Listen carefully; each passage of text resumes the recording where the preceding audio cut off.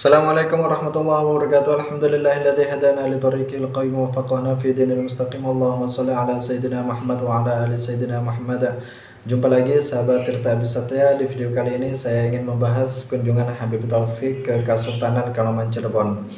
Sebelum ada kejanggalan-kejanggalan yang saya ingin utarakan di video kali ini, terlebih dahulu kita sedikit mempelajari tentang bagaimana kesultanan yang berada di Cirebon.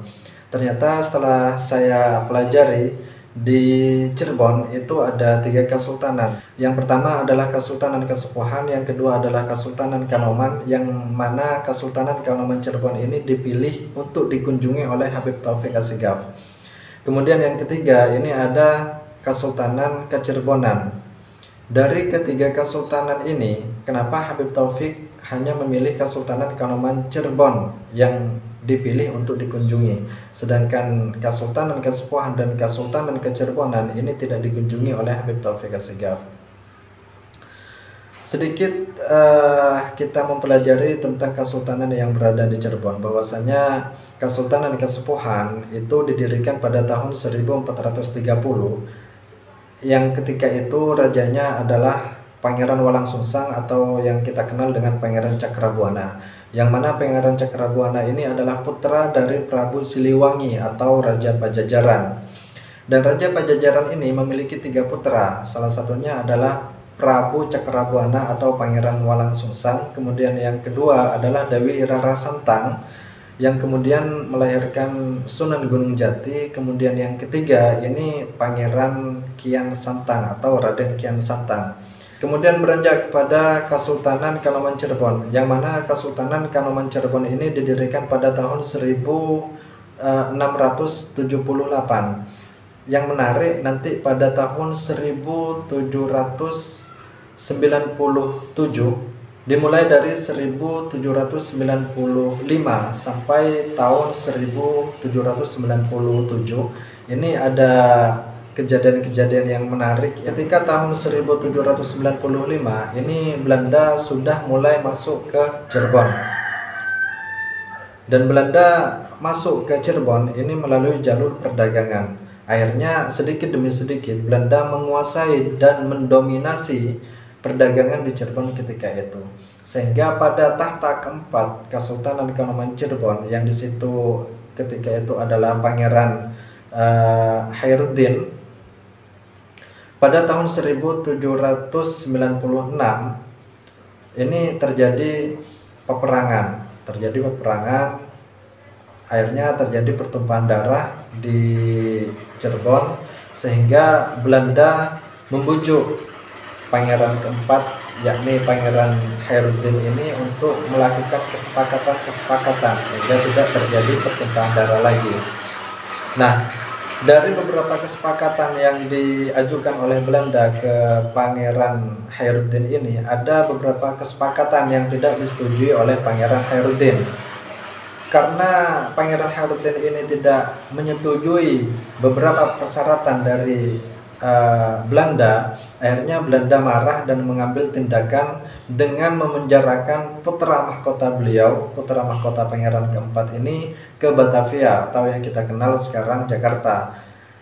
Kemudian setelah dipenjarakan, di situ masih ada gerilya atau aksi-aksi pribumi Cirebon yang ingin membebaskan putra mahkota di Batavia, sehingga Belanda mengambil tindakan untuk memindahkan putra mahkota ini ke Benteng Victoria, Maluku. Dan pada tahun 1797 di situ Pangeran keempat Kanoman Cirebon wafat, sehingga ada perebutan tahta, siapa yang akan menduduki tahta kelima dari Kesultanan Kanoman Cirebon. Itu adalah peluang emas bagi Belanda, sehingga Belanda ini menyusup dan mencari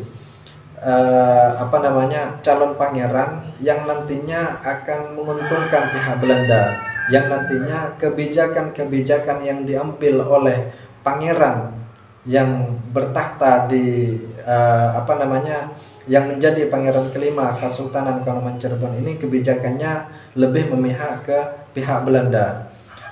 Kemudian Belanda berhasil menemukan pangeran yang menggantikan pangeran keempat, yakni Pangeran Imaduddin Abdus Soleh yang dipilih oleh Belanda. Dan di situ Pangeran Imaduddin Abdus Soleh yang menjadi pangeran kelima dari Kesultanan Kanoman Cirebon, kebijakan-kebijakan yang diambil ini menguntungkan pihak Belanda, sehingga dari sini bisa kita pelajari bahwasanya kesultanan yang pernah bekerja sama, kesultanan yang kebijakan-kebijakannya itu dipengaruhi oleh Belanda, kebijakan-kebijakannya itu menguntungkan pihak Belanda, ini adalah Kesultanan Kanoman Cirebon.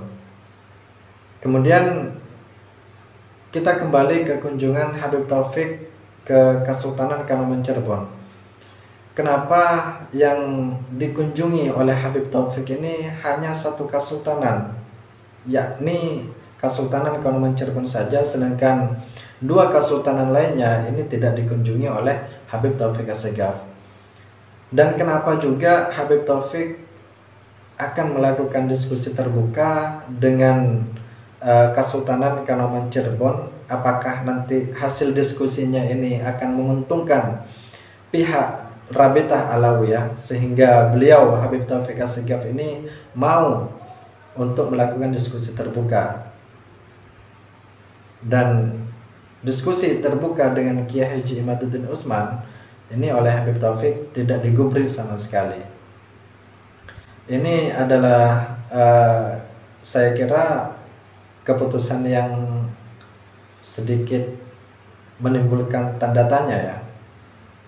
Jadi di video kali ini itu saja, semoga bermanfaat. Allahumma anzilir rahmata ilaina bijahin nabil mustafa. Wassalamualaikum warahmatullahi wabarakatuh.